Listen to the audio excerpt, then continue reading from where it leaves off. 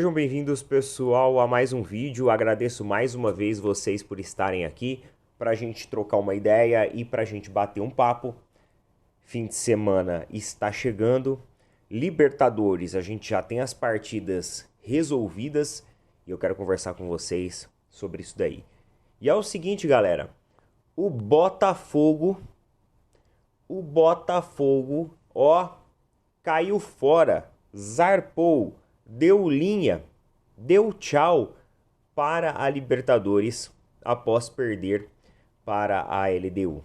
E assim, pessoal, eu acho que ficou muito claro pra gente que as contratações do Botafogo, elas não foram contratações à altura do ano passado. No ano passado, o Botafogo tinha um técnico que chegou, entendeu o futebol brasileiro, entendeu a equipe, colocou na mesa, né? Na hora ali de, será que ele vai priorizar Campeonato Brasileiro ou ele vai priorizar Libertadores? No fim, ele manteve o elenco sempre titular, manteve o sarrafo lá em cima nas duas competições. E além disso, tinha jogadores como Luiz Henrique, Thiago Almada, que vieram e trouxeram e agregaram muito ao setor ofensivo do Botafogo.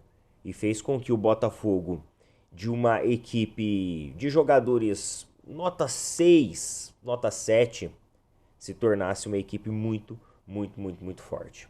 Além disso, teve outros jogadores que colaboraram para isso também, né, como o próprio Igor Jesus. Porém, Luiz Henrique foi embora, Almada foi embora e o Botafogo não conseguiu manter o seu fôlego. O Arthur Cabral, ele não é melhor que os jogadores que o Botafogo tinha anteriormente. O Arthur, que também é ex-Palmeiras, ele não é melhor que, por exemplo, um Luiz Henrique. Então, por mais que o Botafogo tenha uma equipe competitivamente até interessante, equilibrada, com algumas peças ali que agregam valor, ela não chega a ter aquela qualidade e destoar da forma como destoava lá com o Luiz Henrique e Thiago Almada. Eu até achei louvável o fato do Botafogo trazer ali o Ancelotinho, vamos dizer assim, como técnico. Um cara que teve uma belíssima escola europeia ao lado do seu pai. Então eu achei louvável o Botafogo trazer esse cara para ser o comandante técnico. Afinal, o futebol brasileiro precisa de caras novas, de gente nova. Precisa de pessoas ali com um pensamento de um futebol mais moderno, mais disruptivo, mais criativo. Só que parece que o Ancelotinho, ele ainda não conseguiu dar a tração necessária que o Botafogo precisa. Agora, a culpa é das peças que ele tem ou a culpa é do treinador? Porque o Arthur Jorge, ele trouxe a tração necessária ao Botafogo. Só que ele trouxe num cenário onde o Botafogo tinha jogadores ali que eram muito acima da média. Né? Estamos falando de jogadores de seleção argentina titular. E estamos falando também do Luiz Henrique, um jogador muito diferenciado. Que caíram ali como uma luva naquele momento do futebol brasileiro, mas vieram, chegaram, conquistaram e passaram. E aí o John Textor, ele achou que ele poderia erguer o castelo de areia novamente e repetir a receita do ano passado. Só que isso não aconteceu. E agora? Quais serão os passos do Botafogo? Vai continuar injetando mais dinheiro, até mais do que aquilo que tem hoje no seu fluxo, que vive esse imbróglio, inclusive com a Eagle, com a holding da Eagle. Será que o Ancelotinho vai dar adeus ao seu cargo em breve, porque a SAF é assim, não deu resultado, é tchau? Ou será que ele vai apostar as fichas no Ancelotinho, manter o Ancelotinho e manter a mesma equipe? E confiar em um trabalho que venha a se progredir de maneira mais cadenciada? Será que ele vai ter essa paciência? eu tenho as minhas dúvidas. Vocês sabem como que o John Textor é. Então, o Botafogo vê a chance da Bilibertadores ir por água abaixo, toma um choque de realidade e o bairro tá pegando fogo, irmão. Roda a vinheta.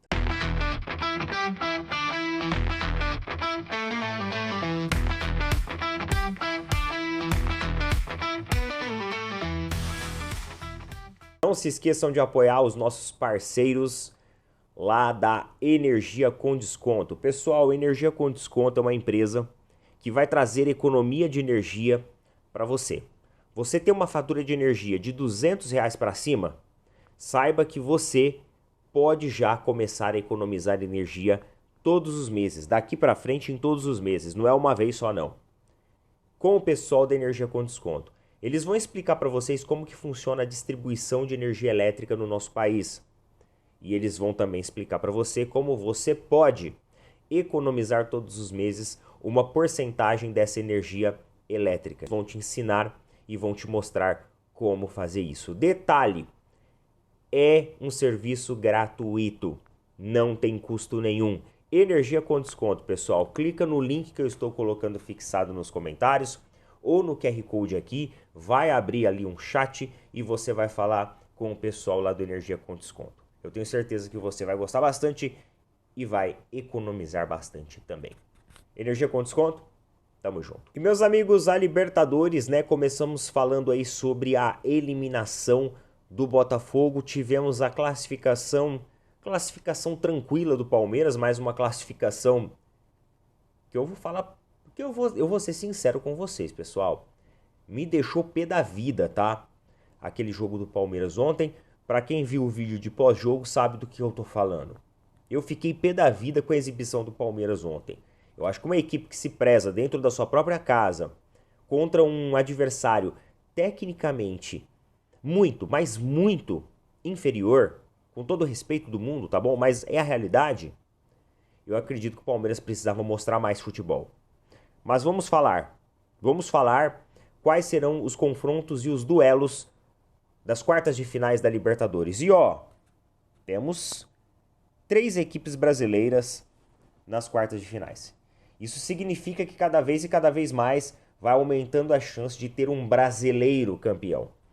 E essas 3 equipes brasileiras que estão nas quartas de finais da Libertadores, todas elas são tricampeões da competição. Ou seja, nós podemos ter esse ano o 4º título inédito de uma Copa Libertadores da América. Teremos LDU versus São Paulo, Palmeiras versus River Plate, Vélez versus o Racing e Flamengo versus Estudiantes. Então veja bem, teremos aí 3 confrontos, né, envolvendo equipes brasileiras e um confronto apenas que não envolve equipes brasileiras. Isso mostra a força das equipes brasileiras e também das equipes argentinas na competição, né? Porque são 3 brasileiros e também nós temos o River Plate, o Vélez, o Racing e Estudiantes, que são argentinos.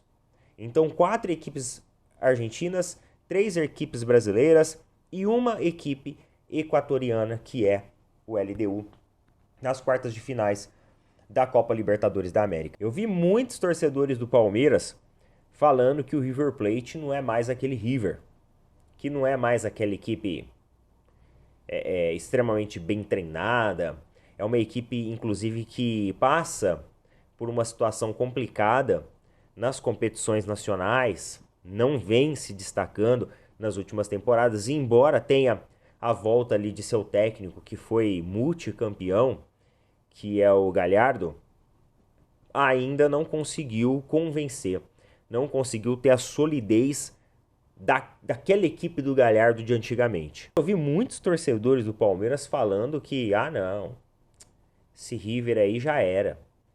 Palmeiras ganha fácil. Não acho que seja isso, não. Negativo. O Palmeiras tem sido um adversário um adversário muito apático contra determinadas equipes. O Palmeiras tem feito algumas partidas que a ilustração dessa partida, né, o desenho dessa partida, eu não tenho gostado nem um pouco. Tem entrado ali com uma postura muitas vezes apática, uma falta de atenção, um sistema defensivo que não consegue neutralizar sempre o adversário, um meio-campo inexistente e um setor ofensivo que dá os seus resultados, mas muitas vezes é na bola espirrada, é na bola fantasma, é na bola parada, é no bate-rebate. Então, se eu fosse os torcedores do Palmeiras aí, que estão super confiantes, eu não ficava cantando muito de galo, não. A gente tem que respeitar, porque o River tem uma camisa também muito pesada dentro do futebol aí da Libertadores, né, do futebol sul-americano. Então, para mim, uma partida extremamente equilibrada. Neto, quem que você acha que leva? Eu acredito que o Palmeiras ele tem tudo para levar. Só que quando eu olho para 2023, para 2022 e vejo que o Palmeiras perdeu de equipes que eram tecnicamente menos qualificadas, dentro, inclusive, do Allianz, essa confiança minha, ela fica um pouco abalada. Confesso para vocês, sendo muito sincero, tá? É respeitar o adversário isso aqui. Isso aqui não é que eu não... você não confia no Palmeiras, você não acredita no Palmeiras. É que eu respeito o adversário. Eu respeito o adversário.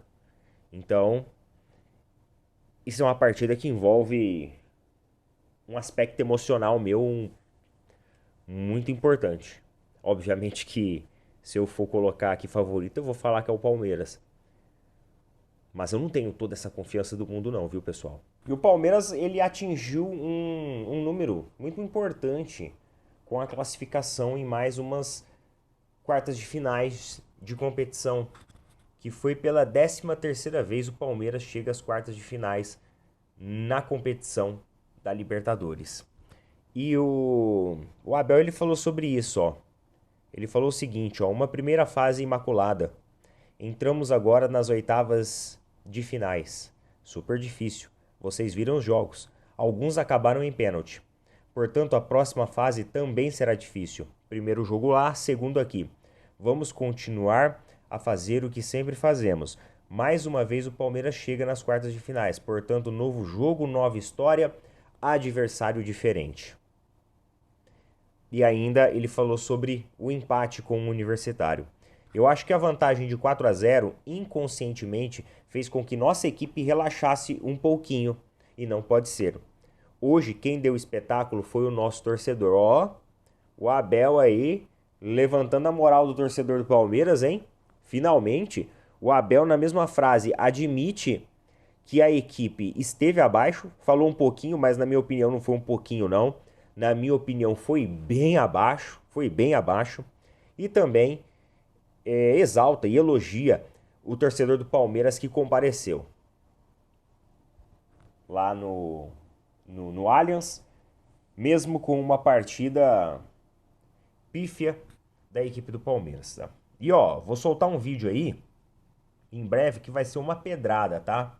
Um vídeo que vai ser uma pedrada, que eu vou falar de um aspecto tático, fazer um comparativo de um aspecto tático muito importante, que eu acho que hoje é a principal carência da Sociedade Esportiva Palmeiras. Uma carência que, se a gente não corrigir rápido, se a gente não fizer alguma coisa logo, isso pode custar títulos. Pode custar Campeonato Brasileiro, pode custar Libertadores, inclusive já até custou a Copa do Brasil. Mas é assunto para outro vídeo esse. Mas fiquem ligados aí, que logo logo eu vou colocar esse vídeo e meu amigo vai ser uma pedrada, tá bom? É dedo na ferida mesmo.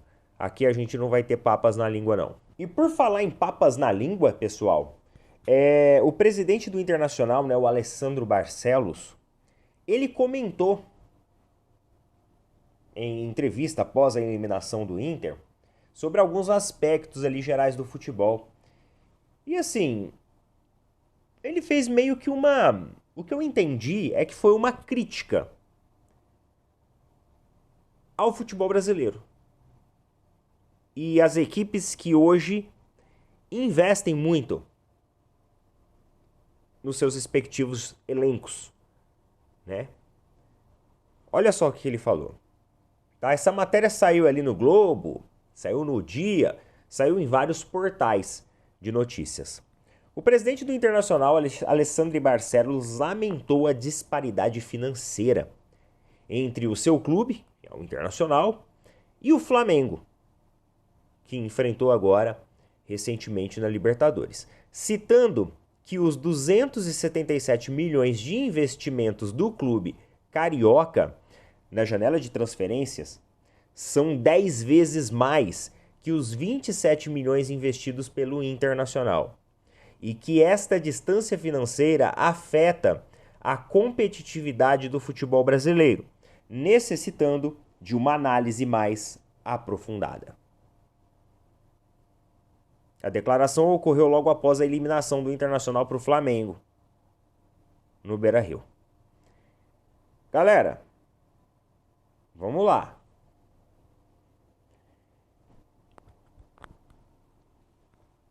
Então quer dizer que os clubes que se organizam, que conseguem melhores patrocínios, que melhoram o seu fluxo de caixa, e que há mais de 10 anos atrás tiveram que sacrificar boa parte do seu futebol, boa parte da sua temporada, para hoje colher os frutos disso. Esses clubes, eles estão errados? É errado você hoje ter as boas práticas financeiras dentro do futebol e ter uma estrutura organizada para poder fazer investimentos cada vez maiores e mais maciços dentro do seu elenco em bons jogadores? Então quer dizer que o Palmeiras, que investiu mais de meio bi, ele está errado em fazer isso? Essas equipes, elas só estariam erradas se elas estivessem colecionando dívidas no futebol brasileiro. Essa é a única forma dessas equipes estarem erradas. Só que não. Quando você olha as contas, elas estão todas organizadas. Inclusive, são equipes modelos dentro da nossa estrutura, do que a gente pensa no futebol e no futuro dele. Hoje são equipes referências, inclusive de outras equipes menores, que citam tanto o Flamengo quanto o Palmeiras como espelhos. Agora, a tentativa aqui do presidente me parece uma tentativa falha, na minha opinião, falha e equivocada, de justificar 3 derrotas consecutivas. 3 derrotas consecutivas, sendo 2 na Libertadores e 1 no Campeonato Brasileiro.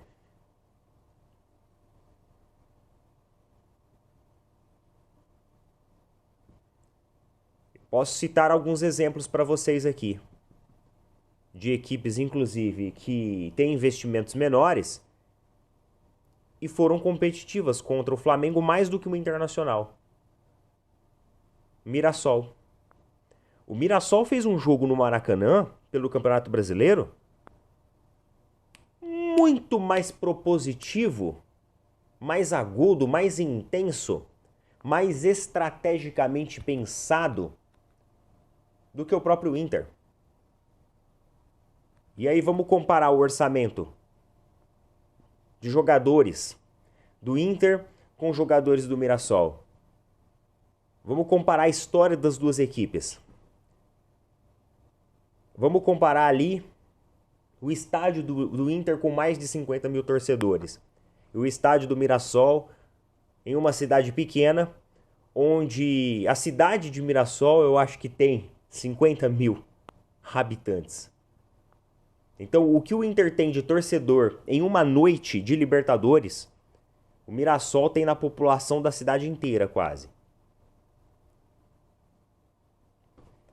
É nesse momento que as justificativas E essas ideias, elas caem por terra. É melhor você assumir os erros.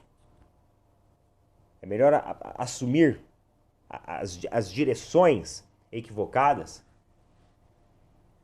e responsabilizar os seus jogadores também. E cobrar. Porque quando você faz isso aqui, você está tirando a responsabilidade dos seus jogadores. E você está acomodando o seu elenco. E o presidente de clube de futebol, ele não pode acomodar elenco. Muito pelo contrário, ele tem que falar assim, ó, a gente paga o teu salário.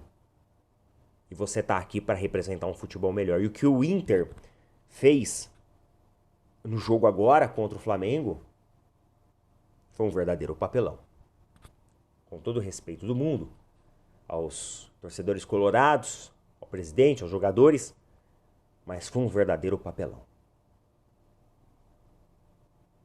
Beleza? Então, para mim, isso daqui é uma ideia totalmente equivocada.